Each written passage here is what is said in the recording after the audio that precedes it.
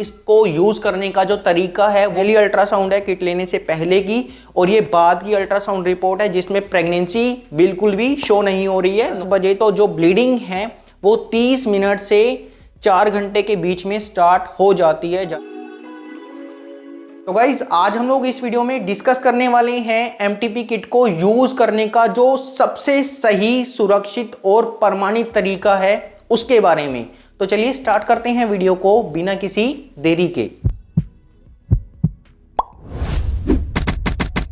तो गाइस सबसे पहले तो हम लोग ये डिस्कस करते हैं कि इस किट को आप लोग कितने दिनों की प्रेगनेंसी में यूज कर सकते हो और इसको यूज करने का जो तरीका है वो क्या रहता है। लेकिन ये बात बताने से पहले मैं आपको इस किट के बारे में कुछ जानकारी देना चाहता हूं, क्योंकि लोगों को अक्सर इस जानकारी का पता नहीं होता और लोग इस किट को ब्लैक में खरीद लेते हैं दुगने तिगने प्राइस रेट में। तो देखिए, ये जो किट है इसे हम लोग मेडिकल टर्मिनेशन ऑफ प्रेगनेंसी के केसेस में यूज करते हैं।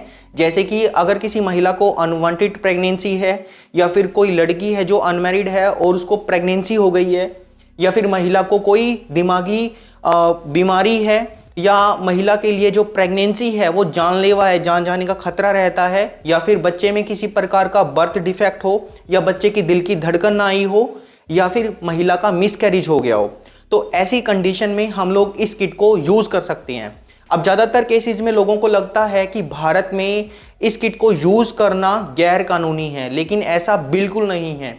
जब तक बच्चे की दिल की धड़कन नहीं आती है तब तक आप किसी भी डॉक्टर के पास जाके प्रेस्क्राइब्ड मेथड से इस किट को यूज कर सकते हो। ये आप लोगों का कानूनी हक होता है। फिर जब डॉक्टर आप लोगों को इस किट को प्रेस्क्राइब कर देंगे तो ये किट आप लोग किसी भी मेडिकल स्टोर से जाके परचेज कर सकते हो। आगे हम लोग डिस्कस करते हैं कि इस किट को आप लोग कितने दिनों की प्रेगनेंसी में सेफली यूज कर सकते हो। तो इस किट को आप लोग 30 दिनों से लेके 49 दिनों की प्रेगनेंसी में सेफली यूज कर सकते हो। अब जो प्रेगनेंसी के दिन है वो आप लोगों को कैसे काउंट करने हैं?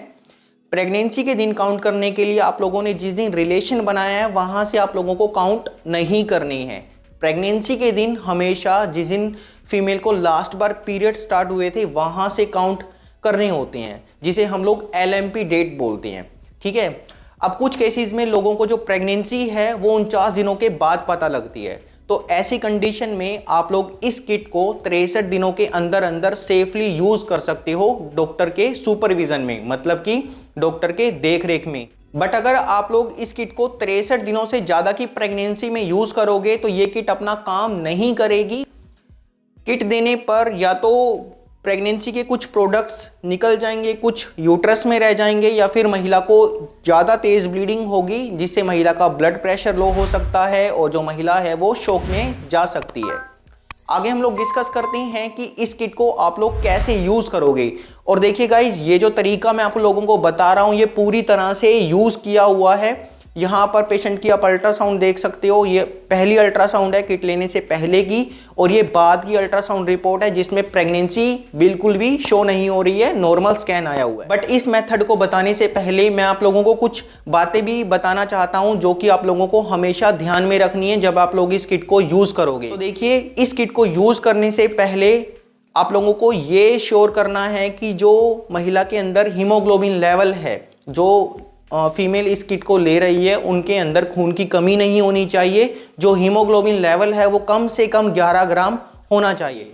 नंबर 2, अगर कोई फीमेल खून पतला करने वाली गोली ले रही है जैसे कि इकोस्प्रिन या एस्प्रिन, तो वो 7 दिन पहले बंद करनी होती है, फिर वो इस किट को ले सकते हैं। नंबर 3, इस किट को लेने से पहले आप लोगों को एक अल्ट्रासाउंड करवाना जरूरी होता है, क्योंकि अक्सर ऐसा देखा जाता है कि एक्टोपिक प्रेगनेंसी होने में जो यूरिन प्रेगनेंसी टेस्ट कार्ड है उसमें आप लोगों को एक डार्क लाइन दिखाई देती है और एक हल्की लाइन दिखाई देती है।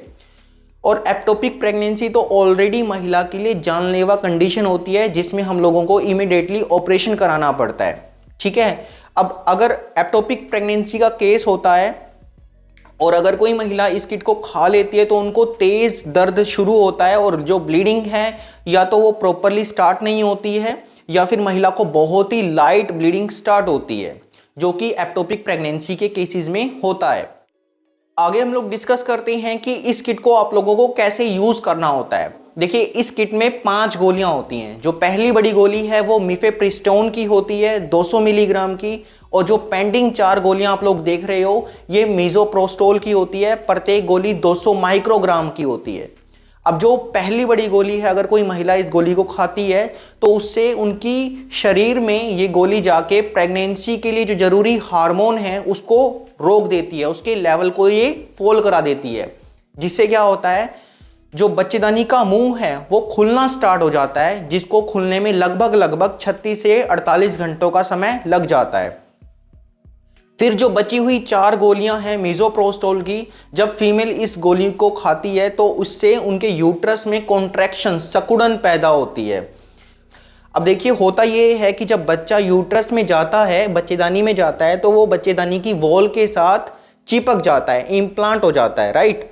जब महिला इन 4 गोलियों को खाती है तो यूट्रस में कॉन्ट्रैक्शन, सिकुड़न पैदा होती है, जिससे जो बच्चा चिपका हुआ है वो उखड़ जाता है और ब्लीडिंग के रूप में शरीर से बाहर निकल जाता है, क्योंकि बच्चेदानी का मुंह तो ऑलरेडी खुल गया है, तो ब्लीडिंग स्टार्ट होती है और फिर जो बेबी है और जो प्रेगनेंसी के टिश्यूज हैं वो ब्लीडिंग के साथ शरीर से बाहर निकल जाती हैं। तो गाइस आगे हम लोग डिस्कस करते हैं कि ये जो किट है आप लोगों को कैसे यूज करनी है।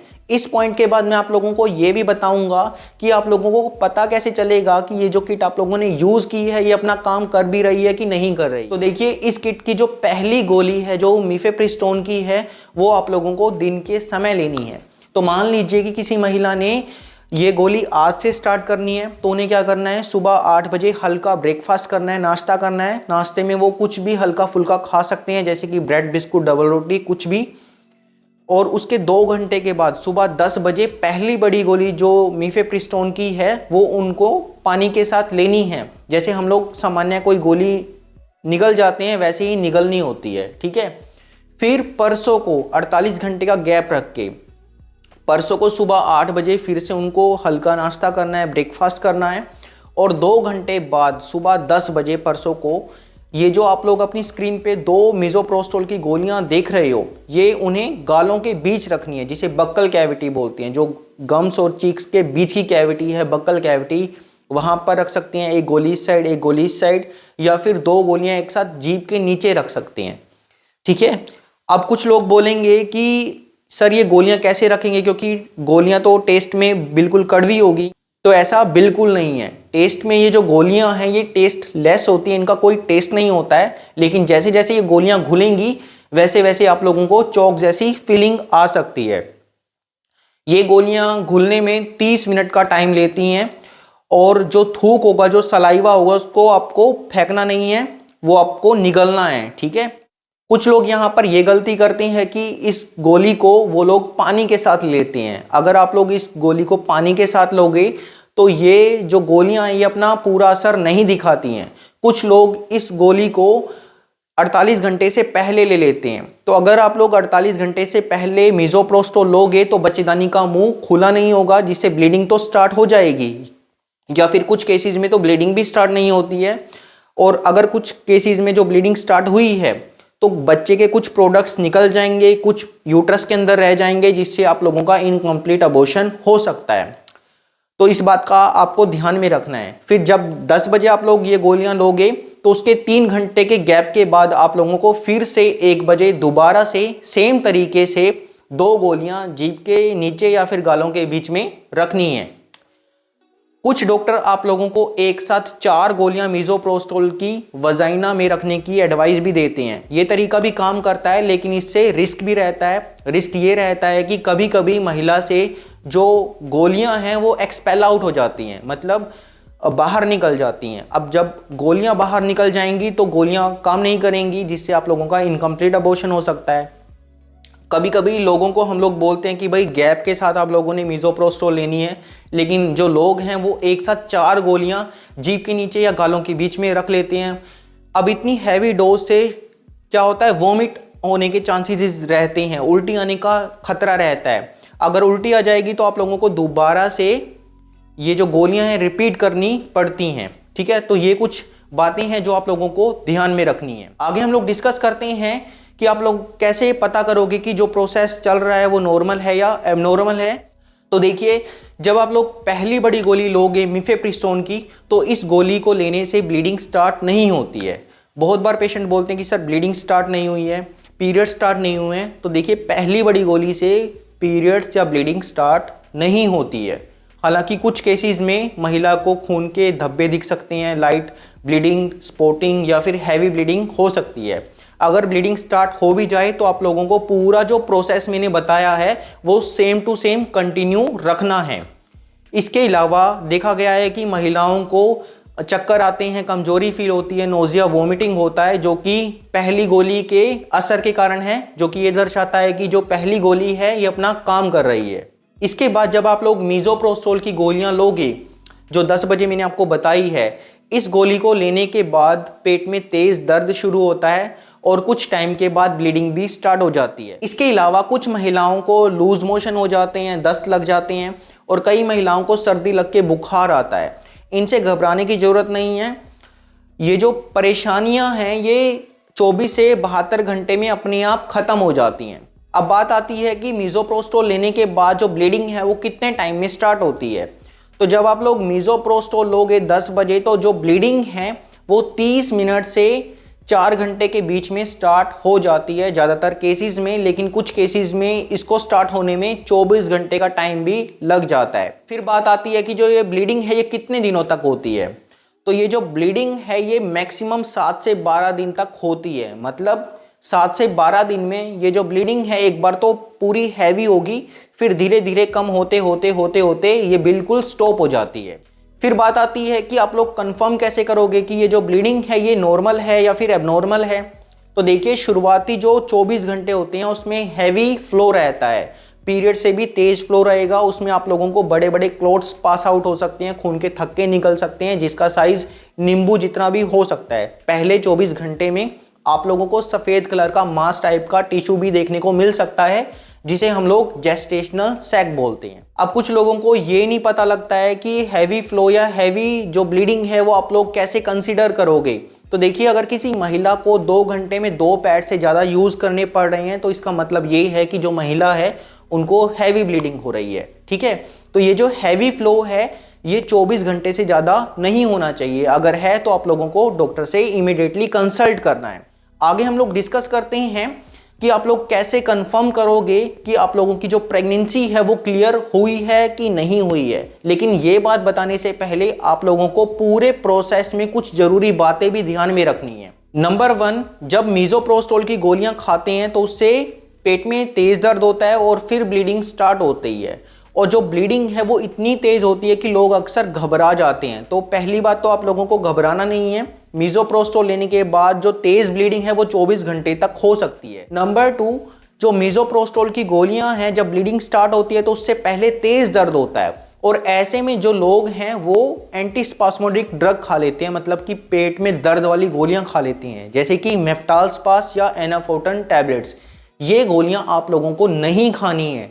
इन गोलियों को खाने से मीजोप्रोस्टोल का असर कम हो जाता है, जिससे आप लोगों को इनकम्प्लीट अबॉर्शन हो सकता है। अब गोली कौन सी खानी है वो हम लोग आगे डिस्कस करेंगे।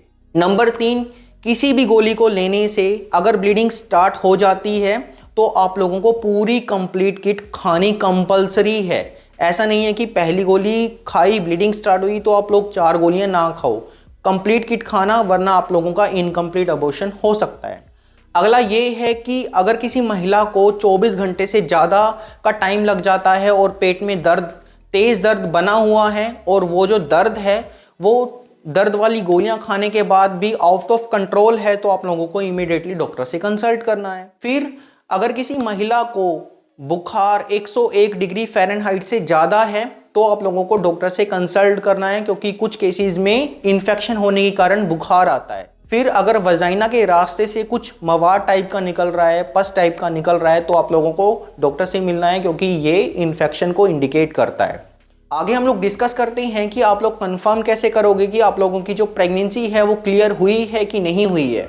तो कंफर्मेशन के लिए हम लोग 14वें दिन पे अल्ट्रासाउंड करवाते हैं। मान लीजिए कि किसी भी महिला ने 1 तारीख को किट ली है तो हम लोग 14 तारीख को एक पेल्विक अल्ट्रासाउंड करवाते हैं। आप लोगों को हमेशा ध्यान रखना है कि 14 दिन से पहले अगर आप लोग अल्ट्रासाउंड कराते हो तो यूट्रस में ब्लड क्लॉट्स आपको दिख सकते हैं। अब जो लोग अल्ट्रासाउंड नहीं करवा सकते हैं वो 21 दिन के बाद यूरिन प्रेगनेंसी टेस्ट कर सकते हैं। अब ध्यान देने वाली बात यह है कि अगर आप लोग 21 दिन से पहले यूरिन प्रेगनेंसी टेस्ट करोगे तो आपको प्रेगनेंसी टेस्ट कार्ड में एक लाइट लाइन दिख सकती है, जिससे आप लोगों को घबराना नहीं है।